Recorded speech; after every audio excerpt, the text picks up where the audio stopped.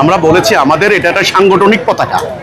আমাদের যা বাংলাদেশের জাতীয় পতাকা আছে না, এটা আমাদের বাংলাদেশ নামক রাষ্ট্রের রাষ্ট্রীয় পতাকা, আমাদের জাতি রাষ্ট্রের পতাকা। আর আমি যে পতাকাটা আমরা যেটা ডিজাইন করেছি, এটা হচ্ছে আমাদের সংগঠনের সাংগঠনিক পতাকা। একটা সংগঠনের যেমন আপনার হলো কর্মসূচি থাকে, গঠনতন্ত্র থাকে, কমিটি থাকে, তেমনি একটা পতাকা, এটা সংগঠনের পতাকা। আচ্ছা, এখন যে লালটা পাঁচটা রেখা, আমরা জানেন আমাদের 5 দফা কর্মসূচি, ঐক্য, শৃঙ্খলা, আনুগত্য, হিজরত, জিহাদ।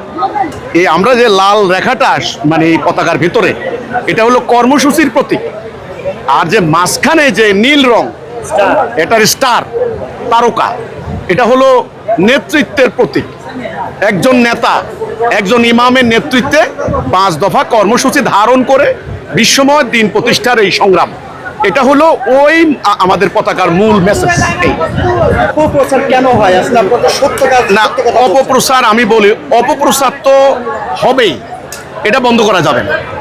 কারণ একটা আদর্শ তো, একটা আইডিওলজি, আমাদের আইডিওলজির পাল্টা আদর্শ থাকতে পারে।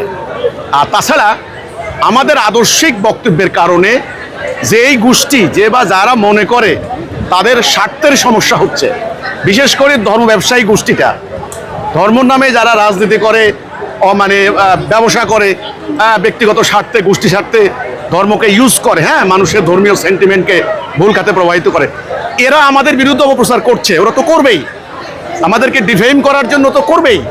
ওকে, নবী করিম সাল্লাল্লাহু আলাইহি ইসলামের বিরুদ্ধে করেছে, নবীর মতো একজন সত্যনিষ্ঠ মানুষ, আলামিন, আসাদিক, মহামানব, ওনার বিরুদ্ধে করেছে। কাজেই আমরা তো সাধারণ মানুষ, করবেই।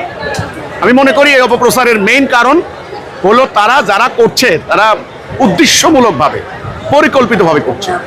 কারণ আমরা ধর্ম ব্যবসার বিরুদ্ধে কথা বলেছি, এই জন্যে তারা মানে আমাদের বিরুদ্ধে লেগেছে। এই